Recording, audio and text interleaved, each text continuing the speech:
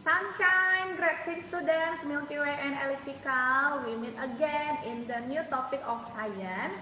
Of course, it's about Unit 8, magnets and their uses. You can open your textbook page 115. Now, today we wanna study and learn about what are magnets and then how about types of magnets. Strength or magnetic force, and then poles of magnet. Yeah, I will explain one by one, and then how we use a magnet in our home gitu. Nah, so you can see your PDF, your monitor. I will explain in PowerPoint. This is magnet, and what are magnets? Magnets are pieces of metal which are able to attract anything made from iron or nickel ya. So magnet itu hanya bisa menarik benda-benda yang terbuat dari nikel atau konten iron. Jadi tidak semua benda yang bisa ditarik oleh magnet. And then when two magnets are close, they create pushing or pulling force on one another ya.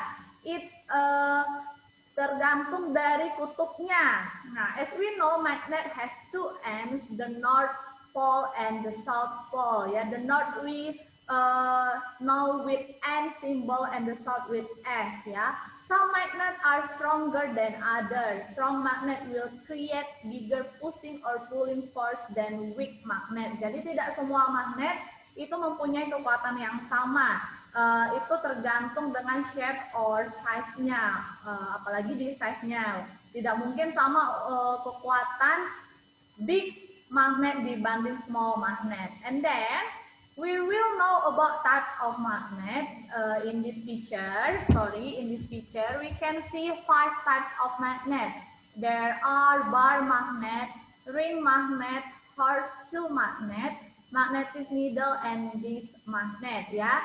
Magnet comes in different size and shape ya, tapi it still have same function. Ini hanya penggunaannya yang berbeda. Like magnetic needle we use in compass and the other. Next, selain itu there are types of magnet too yang ini lebih ke sumbernya. Ada yang natural. Natural itu found naturally in the ground like rocks and then contain iron like lodestone and magnetic. Kalau temporary itu dia bersifat hanya sementara ya, last at short time. Berarti bisa sewaktu-waktu hilang sifat kemagnetannya. Nah, yang permanen ini dia sifatnya tetap, tetapi dia biasanya ini man-made from hard iron and then heat in an oven. Jadi harus dipanaskan dulu. Nah, sedangkan yang elektromagnetik ini biasa terdapat pada electric current. We can see like battery. Next, region of magnetic force. Nah, as you know, magnetic force ini terdapat pada kutubnya, south and north-nya. So, semakin dekat benda ke kedua kutubnya, maka semakin kuat benda itu tertarik atau tertolak ya. Karena kekuatannya hanya di sekitar kutubnya saja. Akan berbeda ketika kamu buat magnet di sini tapi bendanya jauh ke sana, itu tidak akan berpengaruh.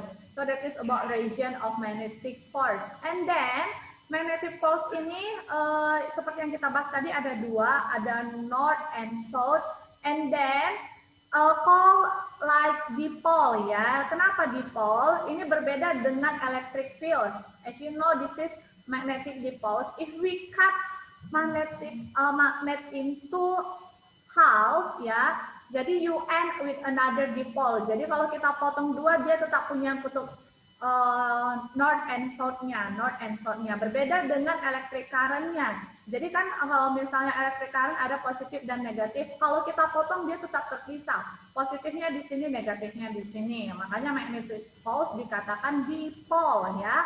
Jadi, unlike poles attract and like poles repel. Jadi, kutub yang berbeda jenis akan tarik-menarik dan kutub yang sejenis akan tolak-menolak. You can see this picture, opposite poles attract, south and north will attract, and same poles will repel ya. Jadi, tidak boleh dia didekatkan sama sejenisnya. Sama dengan manusia, tidak boleh dinikahkan dengan yang sejenisnya. Karena mereka akan saling tolak-menolak. Nah, what are magnet used For, ini kita langsung saja at home we use magnet to hold things up or to pick up small things like sewing pins ya. Jadi kalau misalnya ada jarum jatuh, biasa tukang jahit itu menggunakan magnet untuk menangkap jarumnya.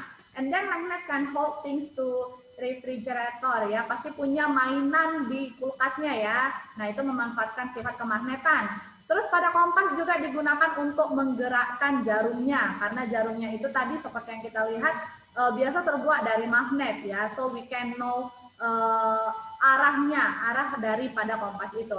And this is example of magnetic materials. You can see metals like nickel knife, cobalt coil, steel spoon, and iron nail. Ini semua bisa ditarik oleh magnet. And then example of non-magnetic materials like paper, glass, plastic, rubber, and wood. These materials tidak bisa ditarik oleh magnet ya. Okay, I think enough for today.